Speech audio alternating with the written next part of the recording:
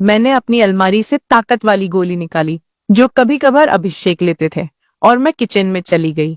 मैंने हल्दी बादाम वाला दूध बॉयल किया और उसमें एक गोली डाल दी ताकि अभिषेक को थोड़ी ताकत मिल सके।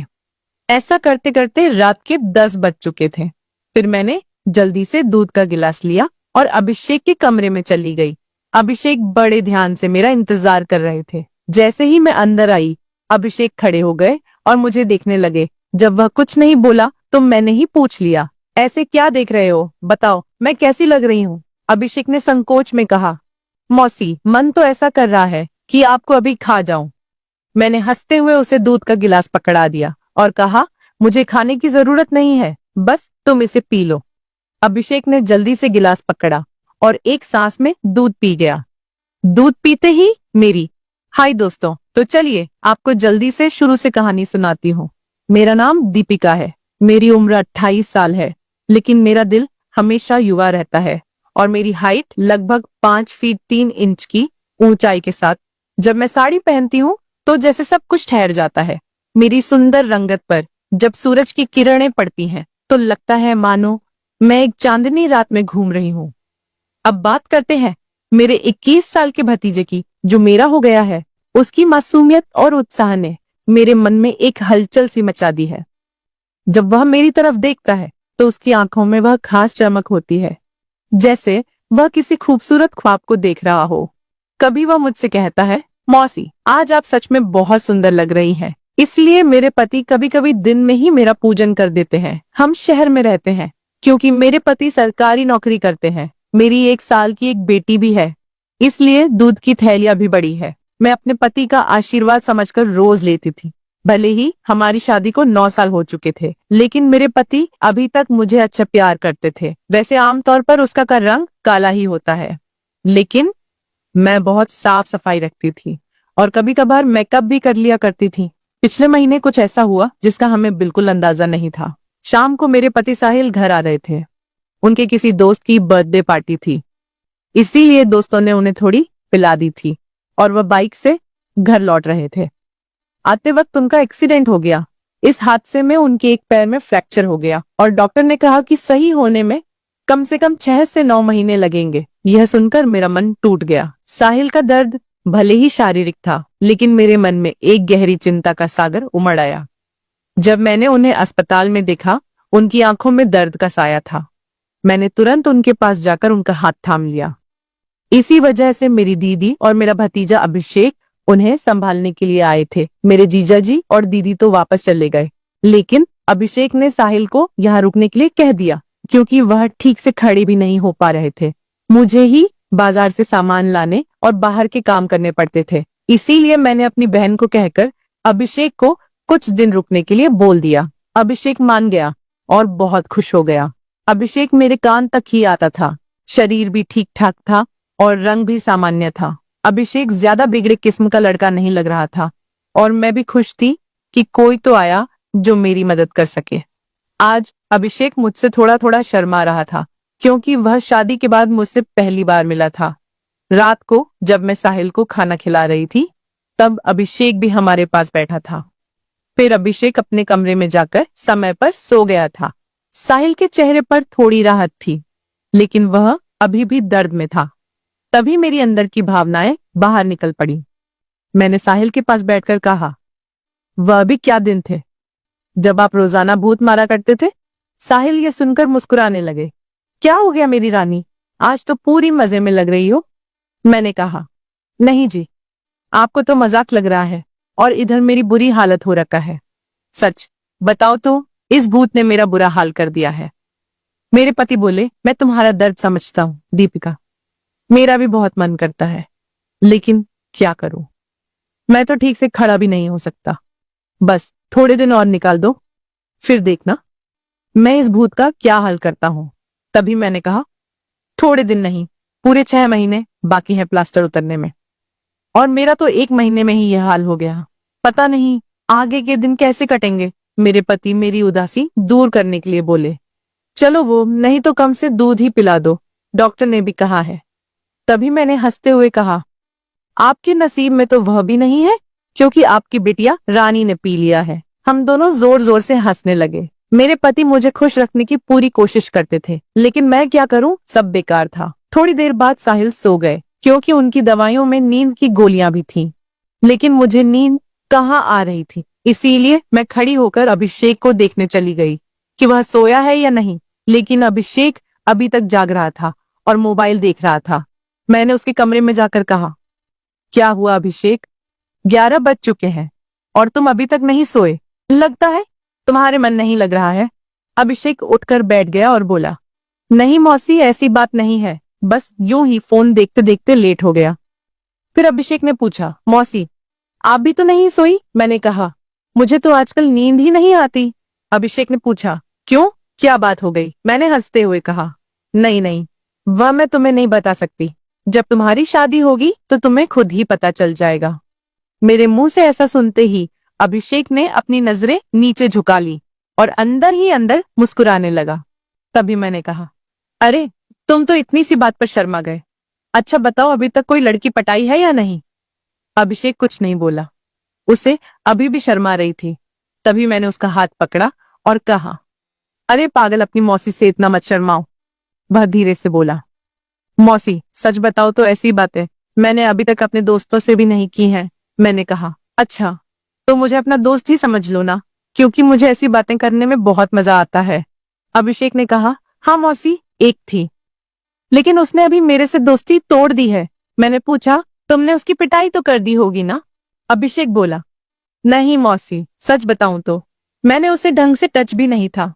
मैंने मुंह बनाते हुए कहा, तुम तो बड़े भोले हो अभिषेक। चलो कोई बात नहीं, अब तुम मेरे पास आ गए हो तो मैं तुम्हें सब सिखा दूंगी। मैं बातें करते करते अभिषेक के कमरे में ही सो गई थी।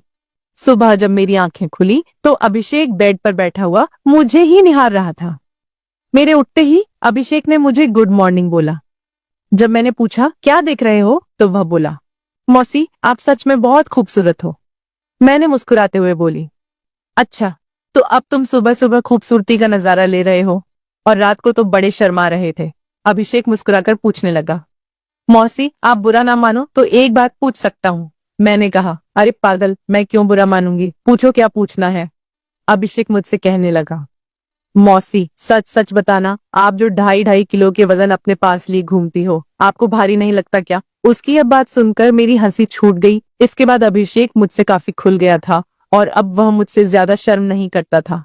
इससे मैं भी बहुत खुश थी, क्योंकि अब मेरा भी समय अच्छे से कटने लगा था। अभिषेक को आए हुए 11 से 13 दिन बीत चुके थे और वह मुझसे काफी घुल मिल गया था। वह बाहर के सारे काम कर देता, बाजार से सामान ले आता और अपने चाचा को भी घुमा देता। मेरी तो बहुत सेवा करने लगा था।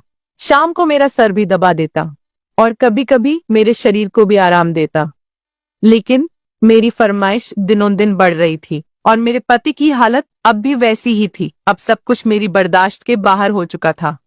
मैंने सोचा कि अब तो अभिषेक ही है जो मेरी हेल्प कर सकता है। वैसे मेरे पड़ोस में भी 3 लड़के रहते थे जो स्टडी करते थे। वे भी मुझे देखते थे। जब भी मैं छत पर बाल सुखाने या कपड़े सुखाने जाती तो वे मुझे ही देखते। और पहले तो मैंने सोचा कि उनमें से एक को पकड़ लूं ताकि कुछ समय के लिए काम चल जाए।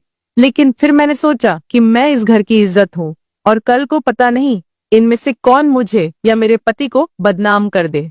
इसीलिए मैंने उन्हें भाव नहीं दिया। लेकिन अभिषेक तो घर का ही है, इसीलिए मैंने सोच लिया कि वही मेरी हेल्प कर सकता है। आज मैंने पक्का प्लान बना लिया कि आज अभिषेक हेल्प ले ही लूंगी।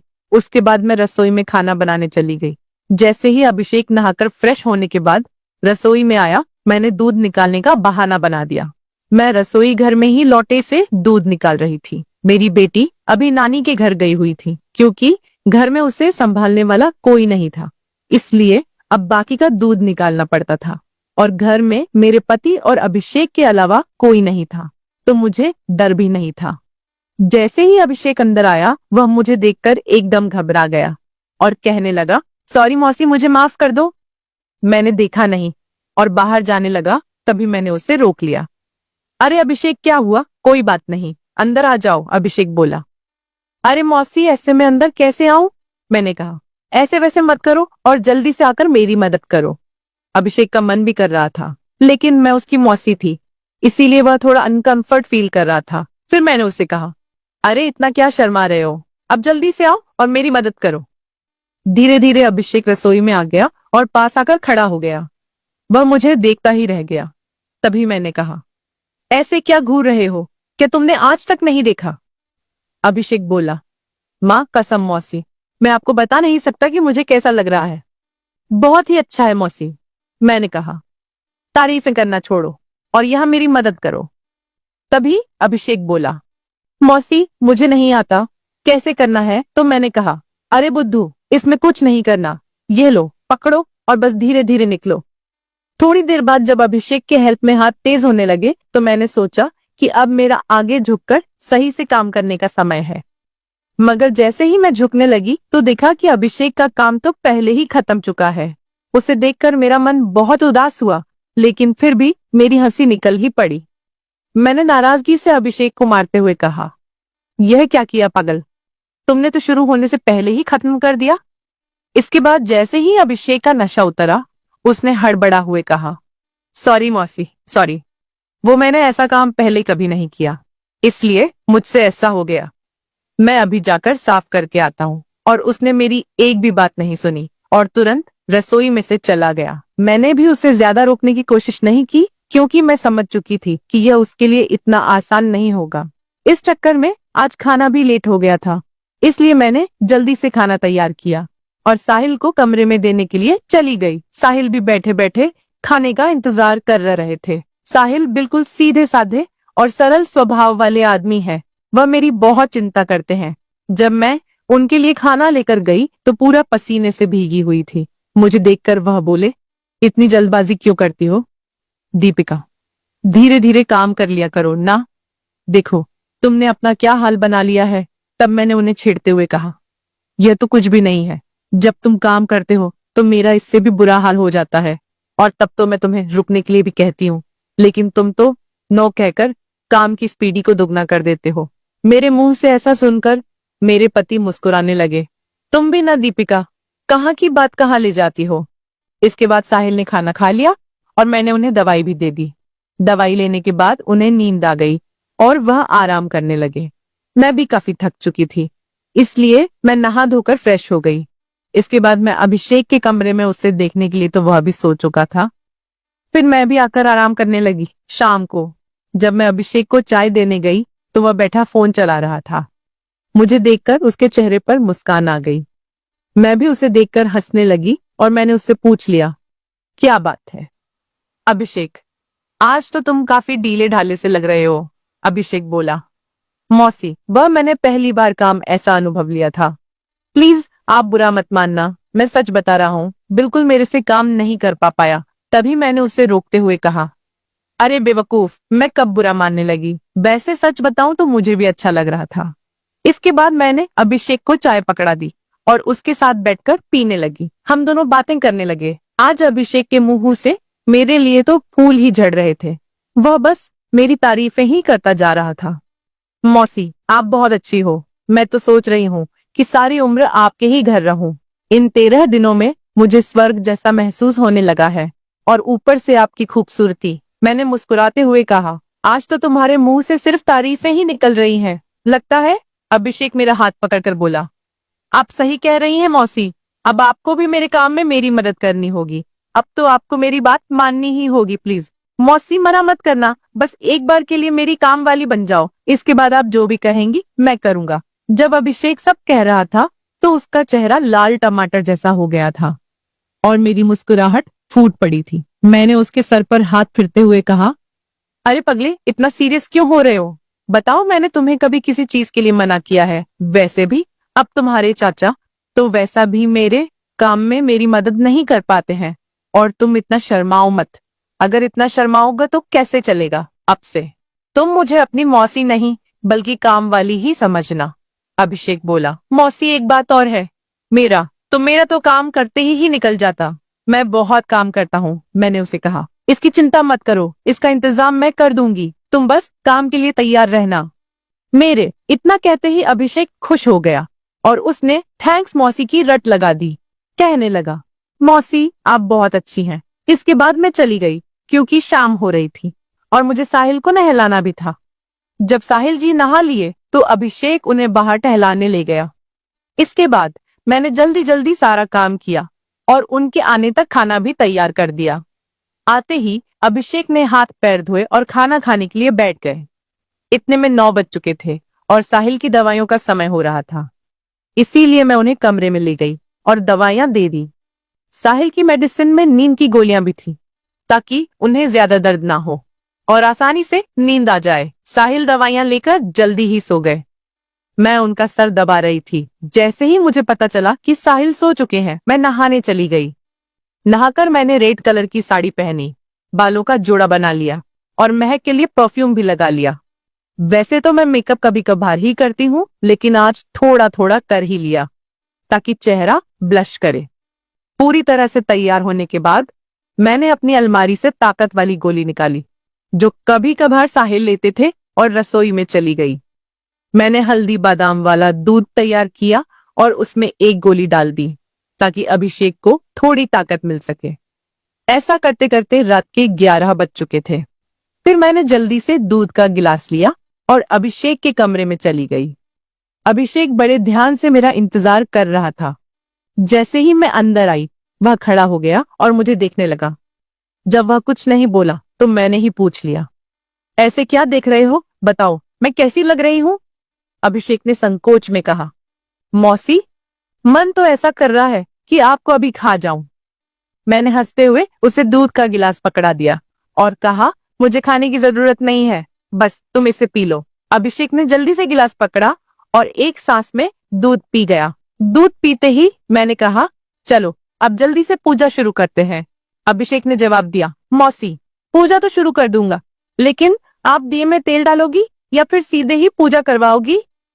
मैंने मुस्कुराते हुए कहा, तुम मेरी चिंता मत करो, मैं पहले से ही तेल डालकर आई हूँ।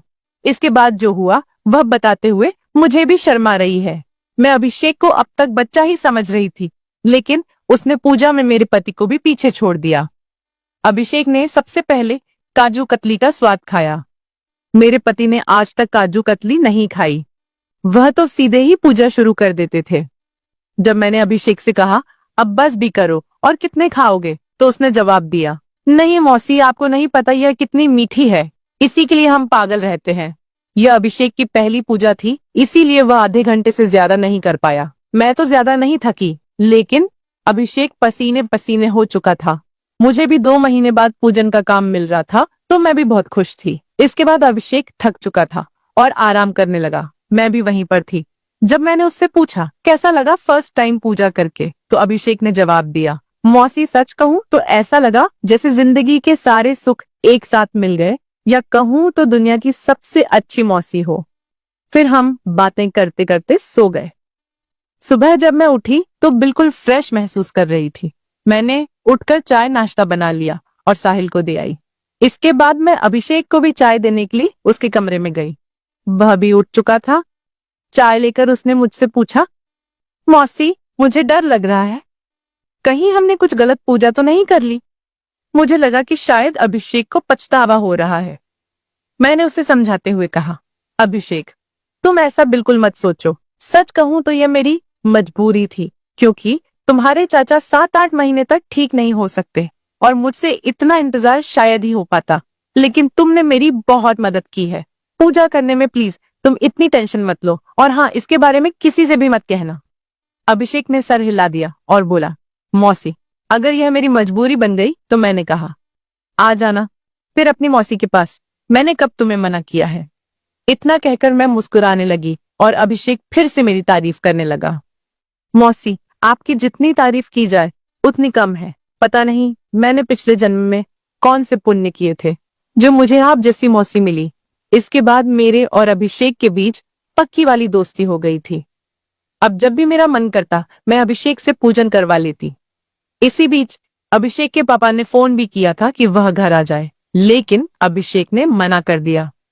अब मेरे पति साहिल भी चलने फिरने लगे थे, तो हम लोग बाजार भी घूमने लगे। अभिषेक अब मेरी ओर ज्यादा केयर करने लगा था। शाम को जब भी मैं साहिल को सुलाकर अभिषेक के पास जाती तो वह मेरे पैर दबाता, कमर की मालिश करता और सर भी दबाता। मैं अभिषेक से कहा भी करती थी कि मेरे लिए इतना काम करने की जरूरत नहीं है, लेकिन वह नहीं मानता और कहता, चुप रहो मौसी, आप सारा दिन काम करती हो, इसीलिए थक जाती हो, तो इतना तो मुझे भी करने दो। दोस्तों, शायद आप लोगों को मैं बिल्कुल भी पसंद ना आऊं, क्योंकि मैंने इसके रिश्ते को खराब किया है, लेकिन सच कहूं तो मैं भी ऐसा करना नहीं चाहती थी, लेकिन भावनाओं में सब कुछ हो गया। इसलिए प्लीज आप लोग समझने की कोशिश करना और मेरी कहानी को सुनकर भावनाओं में मत बह जाना, क्योंकि सच में ये गलत बात होती है। तुम मेरे खातिर कमेंट में एक प्रॉमिस जरूर करके जाइए कि आप लोग अपने जीवन में ऐसा कभी नहीं करेंगे। स्टोरी की शिक्षा। यह कहानी हमें कई महत्वपूर्ण सबक देती है जो हमारे जीवन में काम आ सकते हैं। आइए हम इन शिक्षाओं को विस्तार से समझते हैं। कहानी में दीपिका अपने पति साहिल की देखभाल करती है जब वह दुर्घटना में घायल होते हैं। यह दिखाता है कि जिम्मेदारी का मतलब केवल व्यक्तिगत लाभ के लिए जीना नहीं है, बल्कि अपने प्रियजनों की देखभाल करना भी शामिल है। जीवन में जब हम किसी रिश्ते में होते हैं तो हमें अपने साथी के प्रति समर्पित रहना चाहिए, तो वह अधिक मजबूत और स्थायी होता है। हमें अपने रिश्तों में ईमानदार रहना चाहिए और एक दूसरे पर विश्वास करना चाहिए। तो दोस्तों, आपको यह कहानी कैसी लगी? कमेंट में हमें जरूर बताएं, और अगर